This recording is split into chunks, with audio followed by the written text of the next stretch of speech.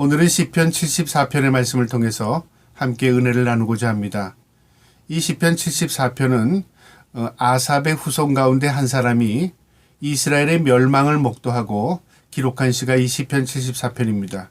특별히 이 시편 74편을 민족의 애가라고 말하는 이유는 이 민족을 가슴에 품고 하나님 앞에 징계받는 이스라엘 민족을 하나님 긍휼히 여기시고 하나님의 약속 가운데 하나님의 백성이오니 하나님 회복해달라는 약속을 붙드는 시입니다.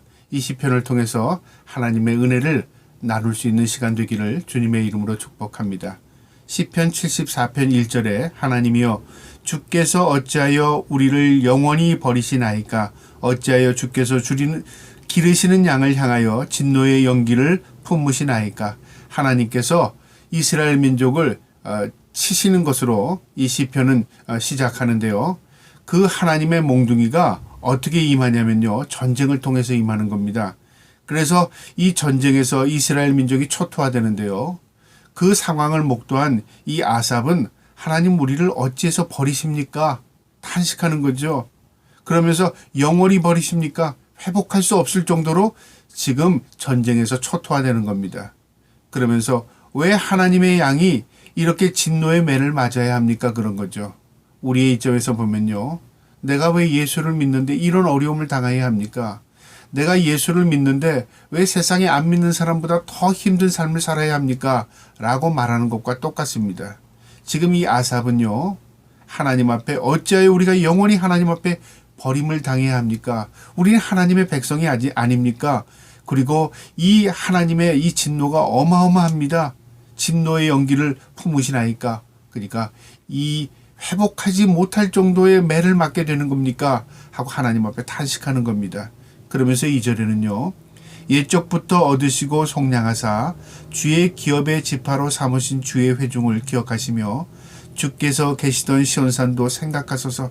하나님 이것만은 잊지 말아달라는 겁니다. 무엇이냐면 우리가 하나님 앞에 속량받은 백성이라는 거죠. 그리고 우리가 하나님의 기업이랍니다. 이 지금 아삽은 이스라엘 민족이 어떤 민족이고 하나님과의 관계에서 이스라엘 민족이 어떤 민족인가를 분명히 고백하고 있는 겁니다. 우리 하나님 앞에 속량받은 백성이고 우리 하나님 앞에 기업이 되는 백성입니다. 그리고 주께서 계시던 시온산도 생각해달랍니다. 하나님의 임재의 장소도 생각해달라는 거죠. 우리의 말로 말하면요. 우리 예수 믿는 사람입니다. 세상 사람과 다릅니다. 우리 믿음으로 살려고 몸부림쳤던 사람입니다. 하나님 우리를 기억해 주세요. 그 말이기도 하고요. 그 다음에 하나님 세상과는 다른 교회에서 우리의 삶을 살아갑니다. 하나님 교회를 기억하여 주세요. 그런 말이기도 한 겁니다. 그러니까 이 시편에 이 아삽은요. 이스라엘 민족이 어떤 민족이고 우리가 하나님과의 관계에서 어떤 관계를 가지고 살아가는 민족인가를 분명히 고백하면서 하나님 앞에 긍휼을 기도하는 겁니다. 3절에요. 영구히 파멸된 곳을 향하여 주의 발을 옮겨 놓으소서. 원수가 성소에서 모든 악을 행하였나이다. 여기서 말하는 원수는 바벨론 군대인데요. 바벨론의 느부갓네살 왕이 이 시드기야 왕 때에 이 남유다를 쳐들어옵니다. 3번 쳐들어오는데요. 마지막 때의 상황을 지금 이 시편에 있는 아삽은 목도하고 기록한 것입니다. 이 사건적인 배경이요. 열왕기상 25장에 나오고 역대하 36장에 나옵니다. 그런데 이 상황 가운데 이스라엘 민족은요. 이방 민족에게 짓밟힙니다. 그래서 이스라엘 민족의 입장에서 생각할 때는 우리가 왜 이방 민족에게 하나님 짓밟혀야 합니까? 차라리 하나님 앞에 매를 맞으면 우리가 그게 이해가 가능한데 우리보다 못한 왜 이스라엘 민족 아닌 이방 민족에게 우리가 이 고초를 당해야 합니까? 그렇게 지금 의구심을 갖는 거죠. 하나님께서 그 말라기 선지자를 통해서 다 가르쳐 주었습니다. 하나님께서 그들을 몽둥이로 사용하신다는 거죠. 이 아삽은 지금 말기적인 이 상황을 보고 하나님 앞에 호소하는 것입니다. 우리가 영구히 파멸을 당하는데 하나님 이것을 좀 보세요 그 말이죠. 그러면서 원수가 성소에서 모든 악을 행하였나이다. 우리만 짓밟은 것이 아니라 하나님의 임재의 장소에 성소가 짓밟혀서 초토화됐습니다. 하나님이 무시당하는 거 아닙니까? 그러니까 자신들이 지금 당한 그 고통만이 아니라 자신들의 그 죄악 때문에 하나님의 임재의 장소인 성소까지 짓밟히게 되었습니다. 하나님 이걸 보세요 그 말이죠. 우리를 봐서가 아니라 하나님을 봐서라도 이거 회복시켜 주셔야 됩니다 그 말이죠. 그렇게 지금 이 아삽은 하나님 앞에 호소하는 겁니다. 그러면서 뭐라고 말하냐면요. 4절에 주의 대적이 주의 회중 가운데에서 떠들며 자기들의 깃발을 세워 표적으로 삼았으니 그들이 성소를 짓밟을 뿐만 아니라 하나님의 백성들이 거하는 땅, 또 하나님이 임재하시는 이 땅에 그들의 승리의 깃발을 꽂고 도취되어 있습니다. 그리고 조용해야 할 이 성소에서 그들이 떠들고 있습니다. 그러니까 모욕당하고 있습니다. 그 말이죠. 우리가 짓밟힌 것뿐만 아니라 하나님까지도 모욕을 당하고 있습니다. 그 말입니다. 그러면서 5절에 그들은 이 바벨론 군대는 이 악한 무리들은 마치 도끼를 들어 살림을 베는 사람들 같으니이다. 성소를 무참하게 짓밟고 성소에 있는 기물들을 무참하게 파괴합니다. 그 말입니다. 6절에 이제 그들의 도끼가 철퇴로 성소의 모든 조각물을 쳐서 부수고 이제 하나님을 짓밟고 하나님의 제사하는 성물들을 다 짓밟아서 초토화시켜버렸습니다. 회복 불가능하게 만들었습니다. 그 말입니다. 7절에 주의 성소를 불사르며 주의 이름이 계신 곳에 더럽혀 땅에 엎었나이다. 엎었답니다. 이 악한 세력들이 하나님 앞에 다시는 제사하지 못하더니 완전히 짓밟아서 엎어버렸답니다. 근데 하나님 왜 보고 계십니까? 그 말이죠. 여러분 하나님이 그냥 몰라서 보고 계시는가요? 아닙니다. 이 상황은 이스라엘 민족의 입장에서는요. 너무나 상상하지도 못하는 일들이 벌어지고 있는 것이고요. 또 이방 민족에게 입장에서는요. 너희들이 섬기는 하나님 아무것도 아니야. 그래서 하나님의 백성을 무시하는 겁니다. 뿐만 아니라 하나님의 백성을 짓밟으면서 그들을 모독하는 거죠. 하나님의 입장에서는 뭘까요? 이방 민족을 통해서 이스라엘 민족을 회개케 하고 이방 민족을 통해서 하나님의 백성을 지금 구별하는 겁니다. 뿐만 아니라 이방 민족을 통해서 하나님의 백성을 징계하는 것이죠. 그러니까 관점에 따라서 다 다르게 보여지는 것이죠. 그런데 우리가 성경을 하나님의 관점에서 봐야 합니다. 이 성경적인 배경이 역대하 36장에 나오는데요. 이스라엘 민족에게는 이 치욕스러운 일들이 일어나서 하나님 우리를 구원하여 주셔서 하나님 회복시켜 주세요. 하나님이 모독당합니다. 그렇게 지금 하나님의 백성의 관점에서 보고 있잖아요. 하나님의 관점에서 볼까요? 이 역대하 36장을 보면요. 제가 한번 읽어드리겠습니다. 역대하 36장 15절에 먼저 15절에 들어가기 전에요.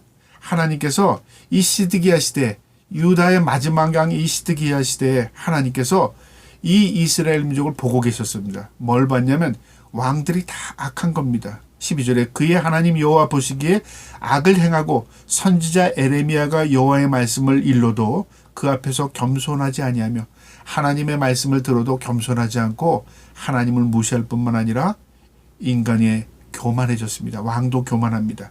왕만 교만한가요? 아닙니다. 또 14절에 모든 제사장들의 우두머리들과 백성도 그의 크게 범죄하여 이방 모든 가증한 일을 따라서 여호와께 예루살렘에 거룩하게 두신 그의 전을 더럽게 하였으며 제사장들이 우두머리들이 하나님의 전을 더럽게 했답니다. 그들은 자신들이 거룩하고 정결하게 하나님을 섬긴 것으로 착각하고 있는 거죠.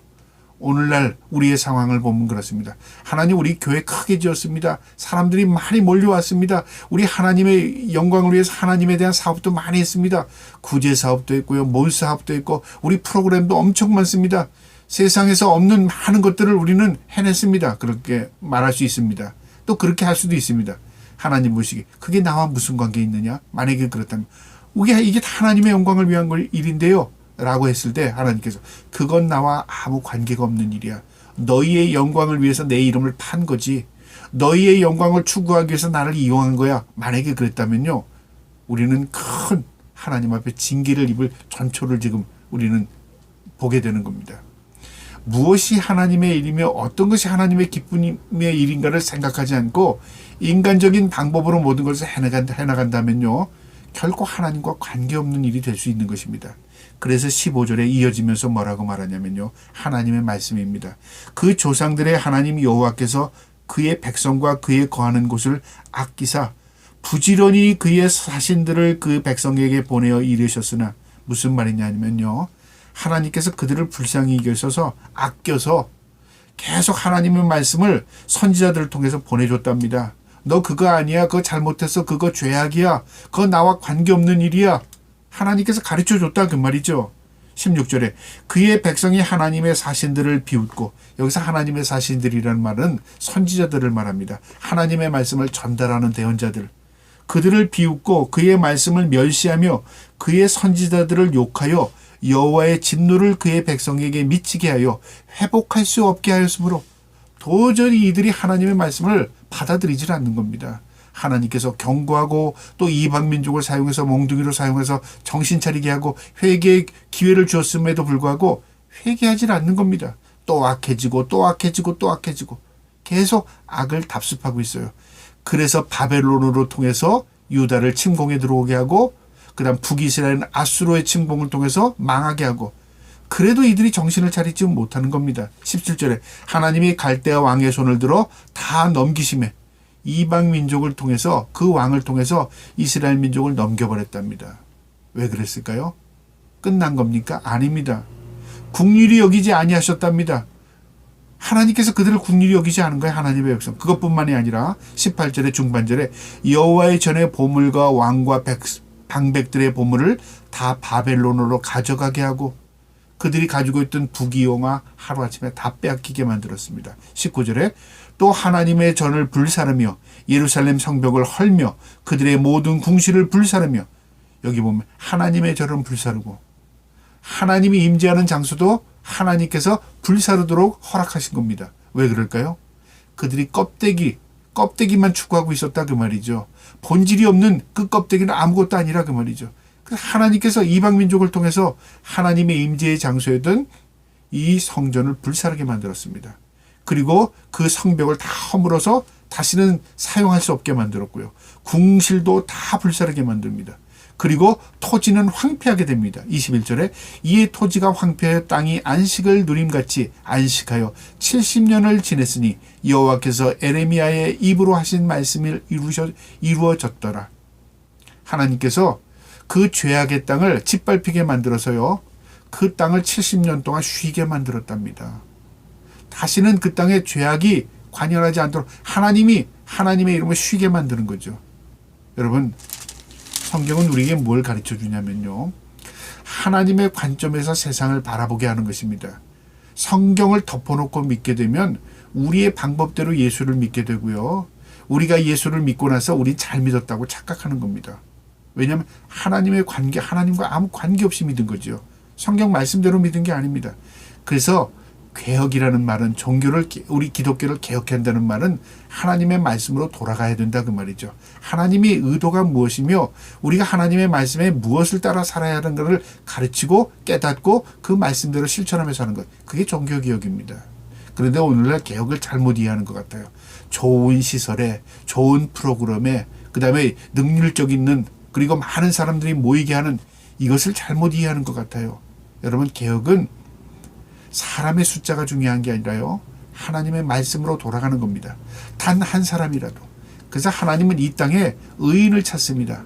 의인 10사람이 없으면 무너지는 것이고요, 의인 10명이 있다면, 저와 여러분 가운데 의인이 있다면 하나님께서 그들을 보시고 하나님께서 은혜와 긍휼을 베푸시는 것입니다. 저와 여러분이 그래서 하나님 앞에 한 사람으로서, 의인으로서 살아가는 것이 얼마나 하나님의 기쁨이 되는지 모릅니다. 8절에 볼까요?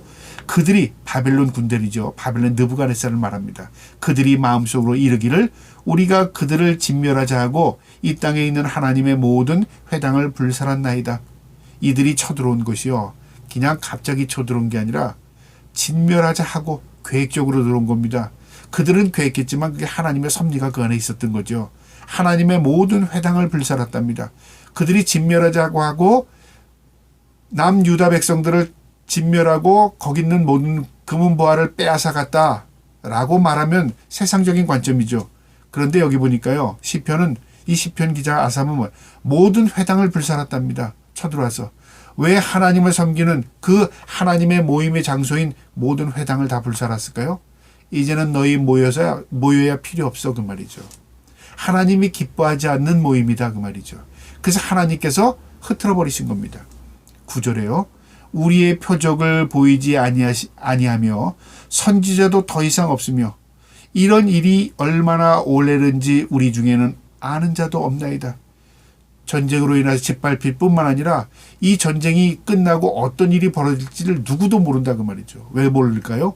선지자의 말을 듣지 않으니까 선지자가 없는 겁니다. 하나님이 보내주시지 말씀하시지 않는 거죠. 그러니까 그들이 언제 회복될지도 모르는 겁니다. 그것뿐만 아니라 표적이 보이지 않는다는 것은 하나님의 임재가 없다 그 말이죠. 성전이 무너졌죠. 성전에 있는 법궤도 없어져 버렸죠. 그래서 이 이후에 법궤가 회복이 되지 않습니다. 법궤를 바벨론이 뺏어간 것도 아니었습니다. 만약에 바벨론에 뺏어갔다면 바벨론에 그게 안치되어 있어야 합니다. 근데 이 이후에 흔적이 없어져 버립니다. 오늘날까지요. 참 놀랍습니다. 하나님의 임재가 없어졌다는 것은요. 결국 하나님 함께하지 않는다는 것이죠. 상징적인 의미입니다. 그것뿐만 아니라 선지자도 더 이상 없답니다. 선지자가 그 당시에 있었습니다. 그런데 왜 선지자가 없다고 말하냐면 참 선지자가 없다 그 말이죠. 하나님의 말씀을 올바르게 전달하는 선지자가 없었다 그 말이죠. 그러니까 이들이 암흑을 맞이한 겁니다. 10절에요. 하나님이여 대적이 언제까지 비방하겠으며 원수가 주의 이름을 영원히 능욕하리이까. 하나님의 대적들이 원수들이 하나님을 모독하는 게 언제까지입니까? 이 시편의 아삽은 답답한 거죠.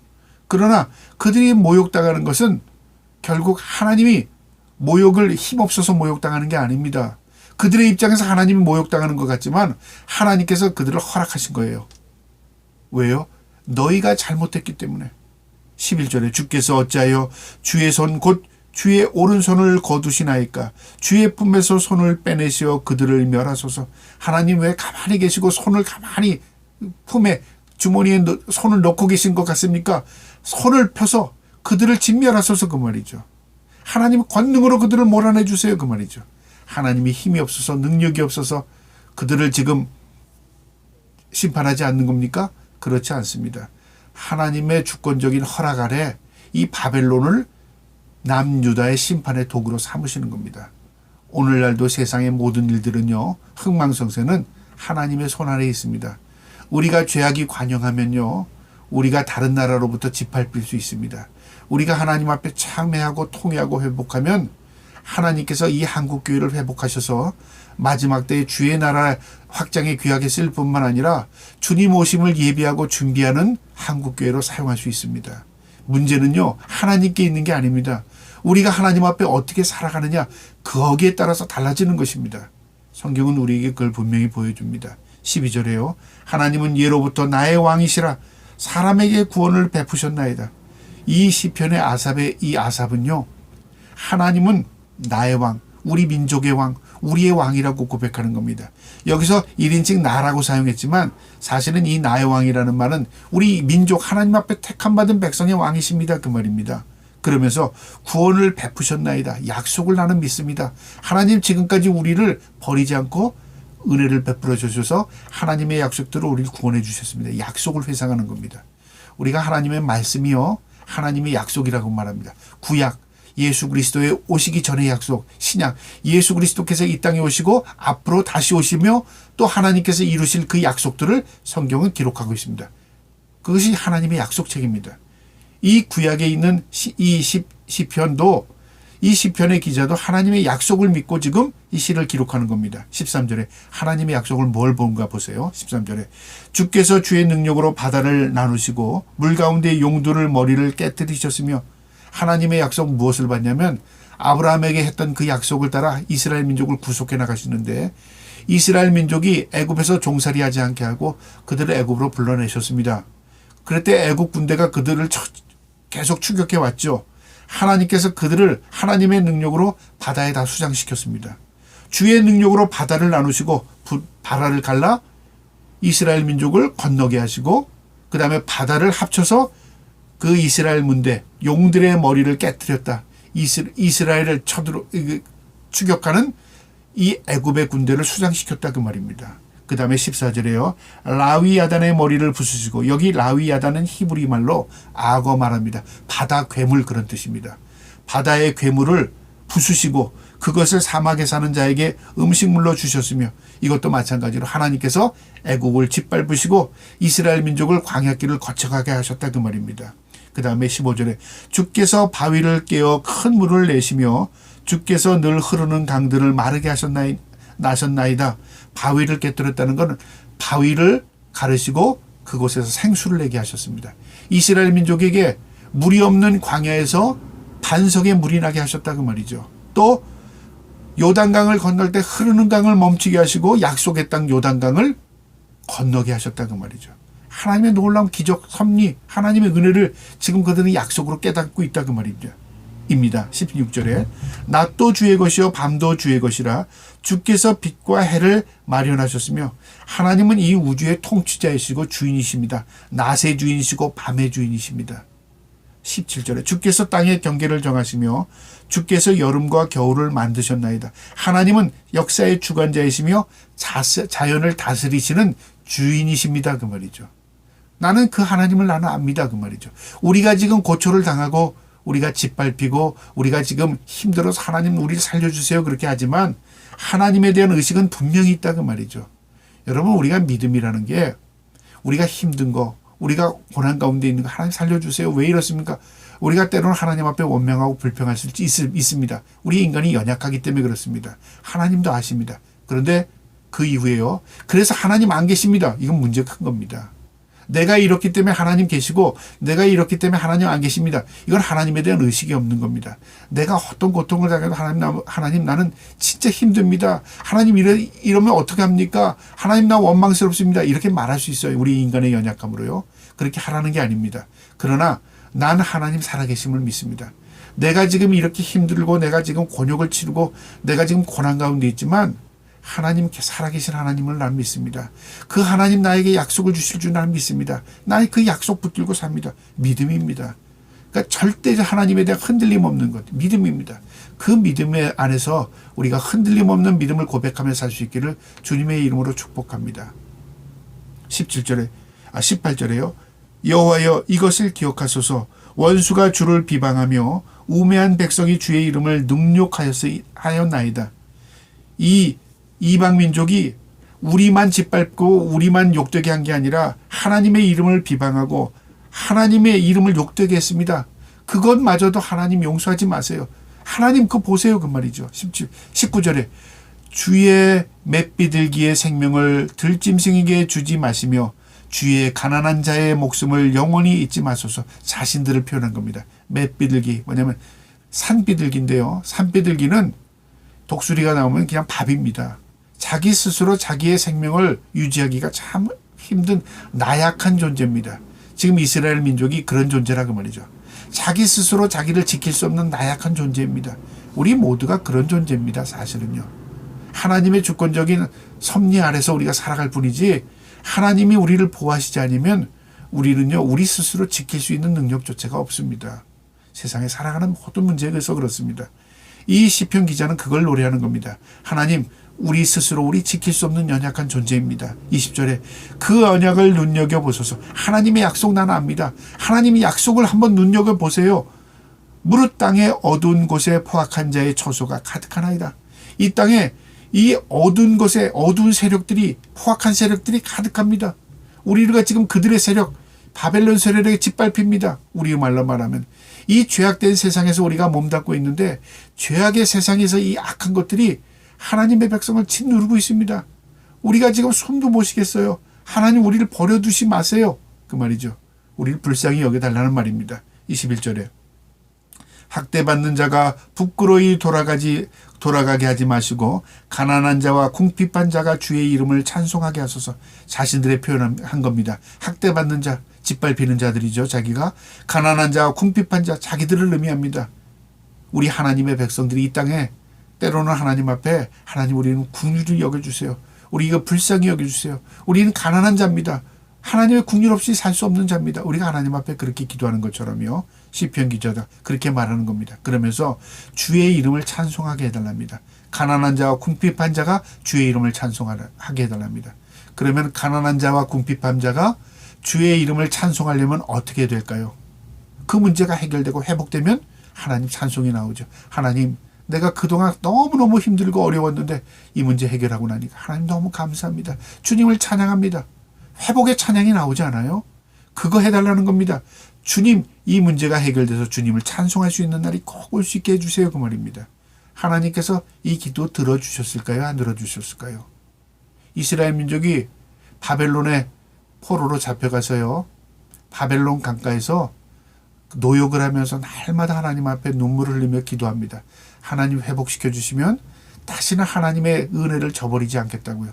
그래서 이스라엘 민족이 이 70년 만에 자신의 고향으로 돌아가서요. 성전을 짓습니다. 왜 성전을 짓을까요? 하나님에 대한 은혜, 하나님에 대한 신전의식을 회복하기 위한 것이었습니다. 22절에요. 하나님이여 일어나 주의 원통함을 푸시고 우매한 자가 종일 주의 비방하는 것을 기억하소서. 하나님 원통을 풀랍니다. 하나님 우리의 죄악을 용서해달라는 말과 똑같죠. 하나님 우리가 이제 하나님 앞에 바로 살겠습니다. 잘하겠습니다. 하나님 이 짓밟힘에서 우리를 구원해 주세요. 그 말입니다. 그리고 우매한 자가 종일 주를 비방하는 것을 기억하소서. 우리만 짓밟은 것이 아니라 저 우매한 자들이 하나님을 욕되게 합니다. 하나님 그거 기억하세요. 그 말이죠. 우리가 이 세상에 짓밟히는 거 하나님 기억하세요.